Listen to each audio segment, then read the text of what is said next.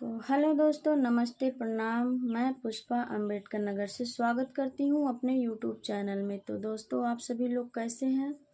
आशा करते हैं आप लोग अच्छे होंगे, स्वस्थ होंगे, मस्त होंगे। तो दोस्तों, आप सबके बीच में एक छोटा सा अवधि गीत लेके आए हैं। तो फाइनली दोस्तों, आप सभी को सुना रहे हैं। आप सबको कैसा लगता है कमेंट बॉक्स में ज़रूर बताइएगा। हमारे ससुर जी के 3-3 महलिया हो, 3-3 महलिया। हमारे ससुर जी के 3-3 महलिया हो, 3-3 महलिया।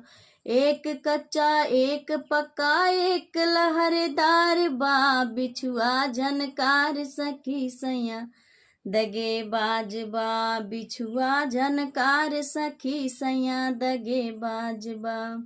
हमर ससुर जी के 3-3 कुअनवा हो, 3-3 कुअनवा।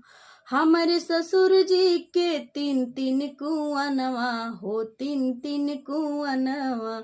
एक कच्चा एक पक्का एक लहरेदार बा, बिछुआ झनकार सखी सैया दगे बाजबा, बिछुआ झनकार सखी सैया दगे बाजबा।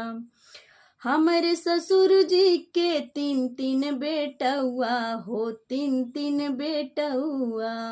हमारे ससुर जी के 3-3 बेटउआ हो, 3-3 बेटउआ।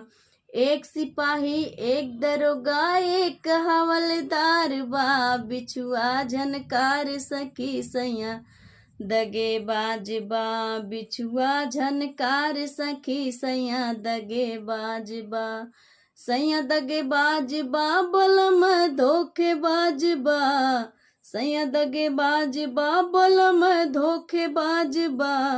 बिछुआ झनकार सखी सैया दगे बाजबा, बिछुआ झनकार सखी सैया दगे बाजबा।